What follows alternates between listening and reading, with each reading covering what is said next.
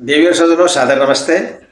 आप सुन रहे हैं वाल्मीकि रामायण और वाल्मीकि रामायण का अयोध्या कांड का आज ये आपके सामने 65वां सर्ग। इसी में हम कवर करेंगे 65 और 66 को, जो कि विषय है भरत जी वशिष्ठ जी के साथ और अपने अन्य ऋषियों के साथ ऋषि भारद्वाज जी के आश्रम में पहुंचते हैं। तो और आश्रम में क्या बात करते हैं वो ये आप अभी आगे से वीडियो में सुनिए। वीडियो को पूरा देखिए साथियों, इसमें बहुत ही कुछ अच्छी बातें आएंगी जो कि हमारे जीवन के लिए बहुत कामयाब हैं, बहुत ही अच्छी बातें हैं जीवन को कामयाब बनाने के लिए, अपने बच्चों को संस्कार देने के लिए। तो वीडियो को अंत तक देखिए और पूरा वीडियो सुनिए, ध्यान से सुनिए, मेरा आप लोगों से यही निवेदन है। तो साथियों, वशिष्ठ जी भरत जी को लेकर के भारद्वाज आश्रम, धर्मज्ञ पुरुषोत्तम भरत महर्षि भारद्वाज के आश्रम में से एक कोस के अंतर पर सेना आदि को ठहरा करके अस्त्र शस्त्र और राजसी पोशाक उतार करके केवल 2 वस्त्र धारण कर कुछ मंत्रियों को साथ ले और पुरोहितों को आगे कर पैदल ही ऋषि भारद्वाज के दर्शन करने के लिए गए।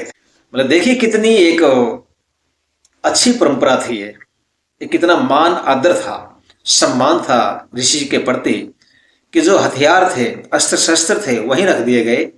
राजसी वस्त्र, जो राजाओं के वस्त्र शरीर पर थे, वो भी उतार दिए गए और सीधे साधे केवल 2 वस्त्र धारण करके भरत जी सभी मंत्रियों के साथ लेकर के, पुरोहितों के साथ लेकर के और ऋषि भारद्वाज जी के आश्रम में चले गए।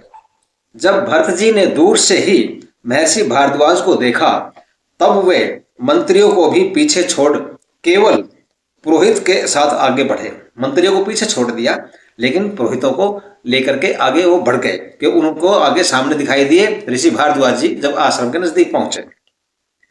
महातपस्वी भारद्वाज वशिष्ठ जी को देखते ही तत्काल आसन से उठ खड़े हुए और शिष्यों को अर्घ्य लाने का आदेश दिया। मतलब ऋषि जो गुरु वशिष्ठ थे वो उनसे पुराने थे, बड़े थे, तो ऋषि भारद्वाज जी उनको देख कर खड़े हुए और जो उनके साथ जो उनके शिष्य थे आश्रम के अंदर, उनको जल आदि अर्घ्य लाने के लिए आदेश दिया ऋषि भारद्वाज जी ने। महर्षि भारद्वाज आगे बढ़कर वशिष्ठ जी से मिले। भरत ने भारद्वाज जी को प्रणाम किया। वशिष्ठ जी के सहचर्य ने से महातेजस्वी भारद्वाज ने जाना कि ये दशरथ पुत्र भरत है। मतलब जो वशिष्ठ जी के साथ गए थे पुरोहित वगैरह, उनसे जाना, उनसे पूछा कि ये कौन है, तो उन्होंने बताया ये दशरथ नंदन श्री भरत जी हैं। महात्मा धर्मात्मा भारद्वाज ने उन दोनों को कर्म पूर्वक अर्घ्य पाद्य और फल देकर के उनको कुल का कुलक्षेम पूछा। मतलब ऋषि भारद्वाज ने सभी को, जैसे बोलते ना सीनियरिटी वाइज, कर्मानुसार, जैसे पहले गुरु वशिष्ठ जी को, अन्य पुरोहितों को, फिर भरत जी को और अन्य मंत्रियों को अर्घ्य फल आदि देकर उनका हालचाल पूछा और परिवार के बारे में उनको पूछा। तदनंतर महर्षि वशिष्ठ और भरत जी ने मुनि भारद्वाज से उनके शरीर, यज्ञ अग्नि, शिष्य और आश्रम के वृक्ष तथा पशु पक्षियों का कुशल मंगल पूछा।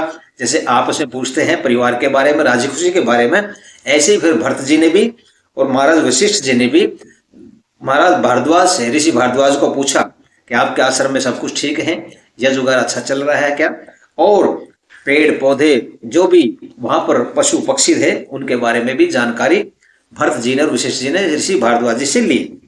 महातपस्वी भारद्वाज ने सबका कुशल मंगल बताकर श्री राम के साथ स्नेह होने के कारण भरत जी से पूछा, क्योंकि ऋषि भारद्वाज का श्री राम के साथ बहुत स्नेह था, तो उन्होंने भरत जी को पूछा, क्या हे राजकुमार, तुम तो राज्य शासन कर रहे हो, फिर तुम्हारे यहाँ आने का क्या प्रयोजन है? यह सब मुझे बतलाओ, क्योंकि मेरा मन संकित हो रहा है, मुझे दाल में कुछ काला दिखाई दे रहा है। देखें यहाँ पर भी ऋषि भारद्वाज ने भरत के ऊपर शक जाहिर कर दिया कि भाई आप तो राज कर रहे थे, आप तो राज्य के मालिक हो चुके थे, शासन कर रहे थे, फिर यहाँ पर तुम्हारा आए क्यों, तुम्हारा मकसद क्या है आने का?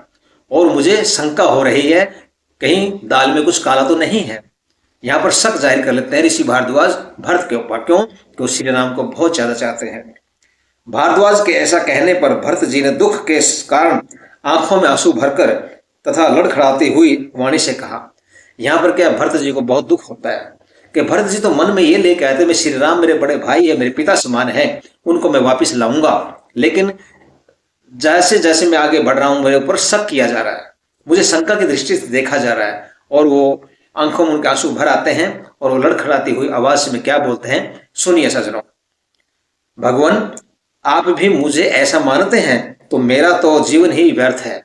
भरत जी कहते हैं ऋषि भारद्वाज जी को कि महाराज अगर आप भी ऐसा ही मानते हैं तो फिर मेरा तो जीवन ही बेकार है, व्यर्थ है, भाई को वन भेजने में मेरा हाथ नहीं है, अतः आप मुझसे ऐसी कठोर बातें ना कहें।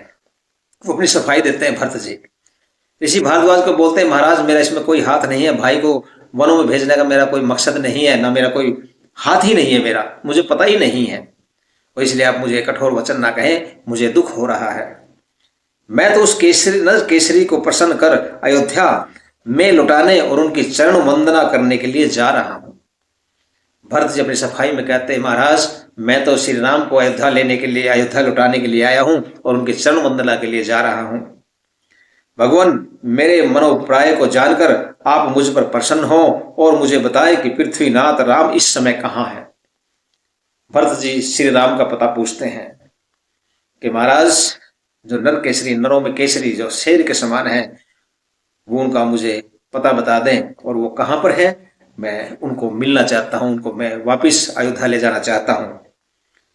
तत्पश्चात जब वशिष्ठ आदि ऋतुजों ने भी भारद्वाज से श्री राम का पता बतलाने की प्रार्थना की, तब वे प्रसन्न होकर भरत जी से बोले क्या, क्योंकि इसी बीच वशिष्ठ जी ने और अन्य जो पुरोहित थे उन्होंने भी यही श्री ऋषि भारद्वाज से पूछा और कहा कि महाराज प्रसन्न होकर के श्री राम जी का पता बता दीजिए, क्योंकि भरत जी की मनसा उनको अयोध्या ले जाने की है।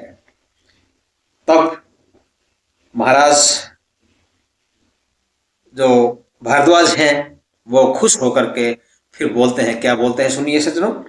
हे पुरुष सिंह, तुम्हारा जन्म प्रसिद्ध रघुकुल में हुआ है, अतः वृद्धों की सेवा, इंद्रियों का दमन और साधुजनों का अनुगामी होना, ये तीनों बातें तुम में होनी ही चाहिए। मतलब रघुकुल की बातें क्या थी कि उसमें जन्म लिया पुरुष कौन होते थे कि वो तीनों बातें होती है उसमें, क्या, वृद्धों की सेवा करने का रघुकुल के अंदर, और इंद्रियों का दमन कि अपनी इंद्रियों पे कंट्रोल करते थे वो, और क्या है, साधुजनों का अनुगामी होना, जो साधु लोग हैं, जो शरीफ लोग हैं, उनके अनुगामी होते थे। तीनों बातें बोलते ये भरत आपके अंदर हैं। तो क्या आगे बोलते हैं, यद्यपि मैं तुम्हारे मनोगत भावों को जानता था, तथापि लोगों के सामने उसे दृढ़ करने और तुम्हारी कीर्ति को बढ़ाने के लिए मैंने तुमसे वैसा प्रश्न पूछा है। यहाँ पर भारद्वाज जी बोलते हैं कि भरत मुझे पता था कि तुम्हारी मनसा क्या है, तुम राम जी को लेने जा रहे हैं, मुझे पता है, लेकिन लोगों के सामने उस बात को दृढ़ करने के लिए, मजबूती से रखने के लिए, लोगों में विश्वास बढ़ाने के लिए ये प्रश्न मैंने जानबूझकर आपको पूछा है। तुम्हारे भ्राता धर्मज्ञ श्री राम सीता और लक्ष्मण सहित इस समय चित्रकूट नामक महापर्वत पर निवास कर रहे हैं। वो श्री राम के बारे में बताते हैं कि भरत तुम्हारे भाई श्री राम सीता जी और लक्ष्मण के साथ जो चित्रकूट पर्वत है उस पर वो अभी रह रहे हैं, उस पर निवास कर रहे हैं। हे वांछित मनोरथों को पूरा करने वाले बुद्धिमान भरत, आप कल वहां जाना, आज मंत्रियों सहित यही निवास कीजिए, मेरी इस कामना को पूर्ण करो। वहां पर क्या भारद्वाज ऋषि जी हैं, भरत जी को रोकते हैं कि आज नहीं जाना आप लोगों ने, कल जाना है, कि आज यहाँ विश्राम कीजिए। और क्या बोलते हैं कि मेरी इस कामना को, मेरी इच्छा है कि आप इतने धर्मात्मा व्यक्ति हैं तो आप मेरे इस आश्रम में आज रुकिए, ये मेरी कामना है, उस कामना को आप पूर्ण कीजिए। जब महर्षि भारद्वाज ने इस प्रकार कहा तब उदार मना एवं यशस्वी राजकुमार भरत ने ऋषि की आज्ञा मान करके रात भर ऋषि के आश्रम में रहना स्वीकार कर लिया। कि वहां पर फिर वह भरत जी ऋषि भारद्वाज जी की बात मानते हैं और वो रात भर वहीं ऋषि भारद्वाज जी के आश्रम में वहां पर रहते हैं। सजन यहाँ पर होता है 65वां जो सर्ग है, और आगे फिर होता है भारद्वाज ऋषि जी के आश्रम में रात को विश्राम करते हैं और सवेरे फिर आगे चलते हैं। आगे आता है आपका सर्ग 66। सर्ग 66 के अंदर क्या है कि वो चित्रकूट की ओर प्रस्थान करते हैं। तो क्या होता है सज्जनों, सुनिए। अपने परिवार और साथियों सहित भारद्वाज के आतिथ्य में रात्रि बिता प्रातः होते ही भरत राम दर्शन की कामना से भारद्वाज के पास विदा मांगने गए। जब रात उन्होंने बिता ली, सवेरे हुआ, प्रातःकाल हुआ, तो वो श्री राम के दर्शन करने के लिए श्री ऋषि भारद्वाज जी से विदा मांगने के लिए जाते हैं। पुरुष सिंह भरत को हाथ जोड़े हुए अपने सामने खड़ा देख यज्ञ समाप्त करने के पश्चात मुनि भारद्वाज उनसे बोले। जब भरत जी ऋषि भारद्वाज जी के पास गए तो उस वक्त वो हवन कर रहे थे और हवन यज्ञ कर रहे थे। तो यज्ञ करने के पश्चात वो खड़े होते हैं और भारद्वाज जी के क्या बोलते हैं उनसे, हे निष्पाप, मेरे आश्रम में आपकी रात्रि सुखपूर्वक तो व्यतीत हुई। पूछते हैं वो, आपके सब लोग मेरे आतिथ्य से संतुष्ट तो हैं? क्योंकि रात्रि आपने बिताई है, पहली बार आप जंगलों में आए हैं, तो आपको आराम लगा होगा और आपके जितने भी व्यक्ति साथ में आए, सेना आदि, वो सब ठीक तो रहे? ऐसा ऋषि भारद्वाज भरत जी को पूछते हैं। भरत जी हाथ जोड़ करके और प्रणाम करके बोले, भगवान, मैं अमात्य और सेना सहित इस आश्रम में सुखपूर्वक रहा। भरत जी भी यहाँ पर बड़ाई करते हैं ऋषि भारद्वाज की और बोलते हैं कि जो मेरे अमात्य वगैरह, जितने मंत्री वगैरह थे, ऋषिगण थे, पुरोहित वगैरह थे, और जितने भी व्यक्ति स्त्री पुरुष आए हैं, मेरी सेना सहित बहुत ही आराम से इस आश्रम में रहे हैं और अच्छी तरह रात्रि उन्होंने व्यतीत की है। हे ऋषि श्रेष्ठ, मैं आपसे विदा होकर भाई राम के पास जा रहा हूं, आप मुझ पर कृपा दृष्टि रखना।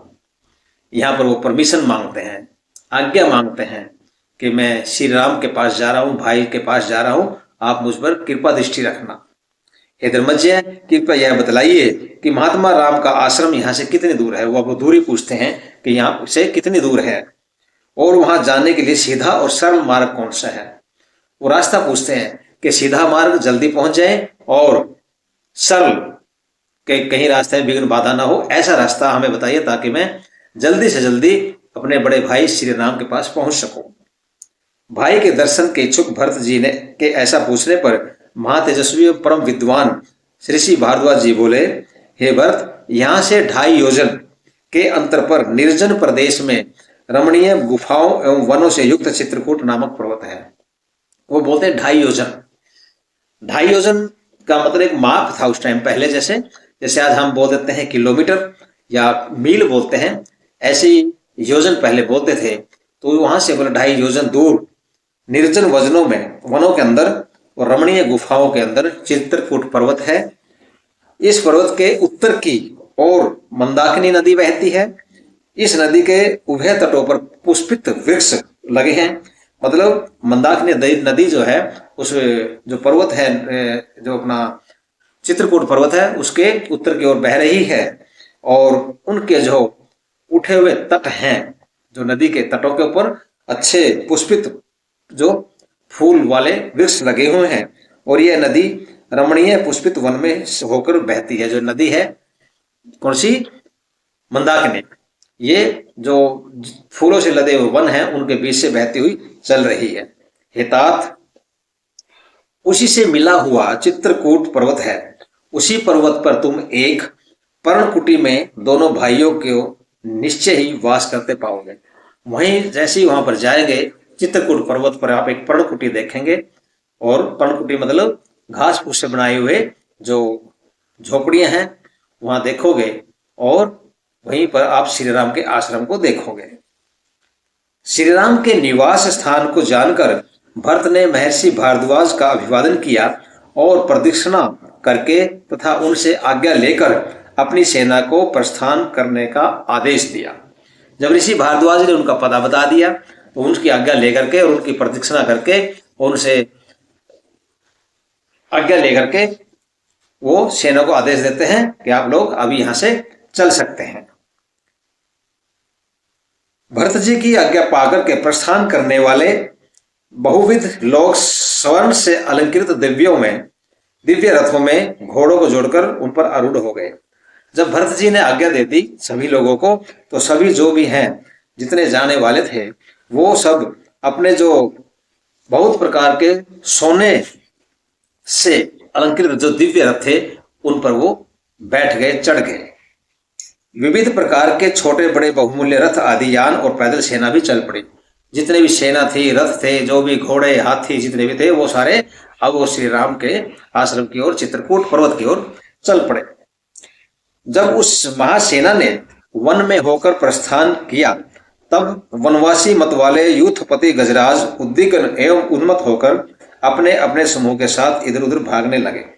मतलब जब उस महासेना ने वहां से चलना शुरू किया तो वन में जब प्रस्थान चल रहे थे तो जो वनों में रहने वाले मस्त जो हाथी थे या और भी जो जानवर थे वो उन्मत्त होकर इधर उधर भागने लगे। उनको देखा भी उन्होंने, क्या आ गया, तो वो होता है ये जंगलों के अंदर, तो इधर उधर भागने लगे। जिस प्रकार वर्षा ऋतु में मेघ मंडल आकाश को ढक लेता है उसी प्रकार महात्मा भरत की सागर के समान विशाल सेना लहरों की भांति उमड़ती हुई पृथ्वी को आच्छादित करती चली जाती थी।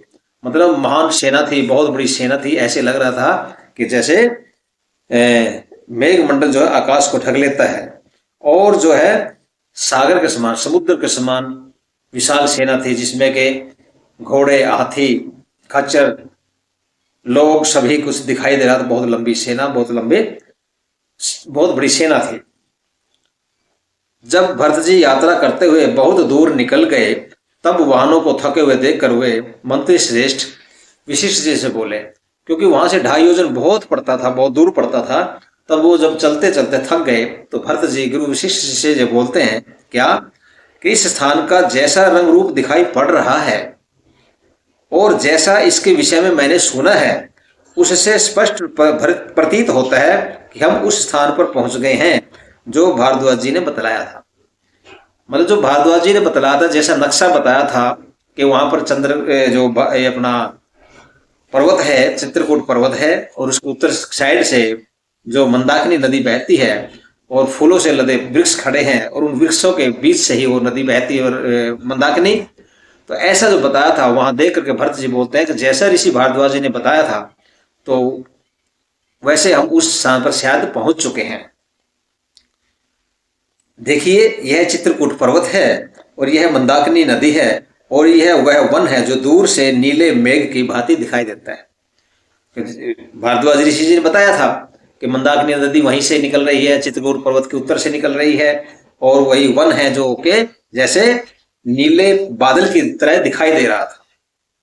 योग्य सैनिक वन में जाएं और सावधानी से अन्वेषण करें जिससे वे पुरुष सिंह राम और लक्ष्मण दिखाई पड़ जाएं।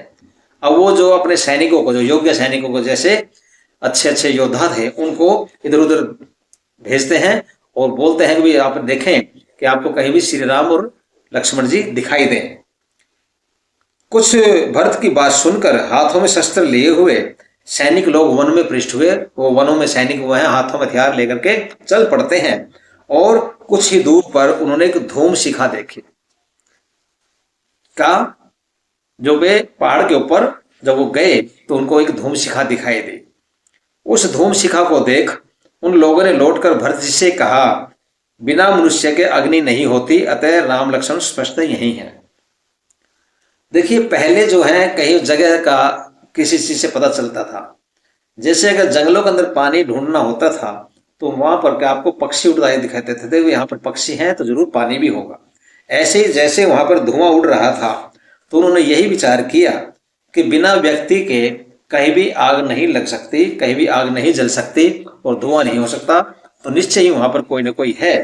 तो ऐसे ही सैनिकों ने आकर भरत जी को बोला कि बिना मनुष्य के अग्नि नहीं होती, अतः राम लक्ष्मण स्पष्टता यहीं पर, स्पष्टता मतलब पक्का यहीं पर हैं, ऐसा वो बोलते हैं। सैनिकों का यह शिष्ट सम्मत वचन सुन शत्रुओं का मान मर्दन करने वाले भरत जी ने उनसे कहा, जब सैनिकों ने आकर के कहा कि बिना मनुष्य के धुआं नहीं होता, अग्नि नहीं होती और स्पष्ट हमें विश्वास है कि श्री राम और लक्ष्मण जी यहीं पर हैं, तो जो सैनिकों की बात सुन करके जो शत्रुओं को मर्दन करने वाले, शत्रुओं का नाश करने वाले भरत जी उनसे क्या बोलते हैं, सुनिए आगे। अच्छा, आप लोग शांतिपूर्वक यहीं ठहरे, यहां से आगे ना जाएं, सुमंत्र और गुरु वशिष्ठ को साथ लेकर मैं ही आगे जाऊंगा। अब वहां सैनिकों से जगह पूछ करके वो फिर क्या बोलते हैं, आप लोग यहीं पर रहना, आगे मत जाना कहीं भी, और मैं गुरु वशिष्ठ जी को लेकर के, सुमंत्र जी को लेकर के और कुछ मंत्रियों को लेकर के आगे मैं जाऊंगा भी। साथियों, भरत जी के द्वारा नियंत्रित वह सेना सामने उठते हुए धुएं को देखकर यह जान गई कि अब प्रिय राम के साथ समागम होने में बहुत विलंब नहीं है। इस विचार से सारी सेना हर्षित उठी।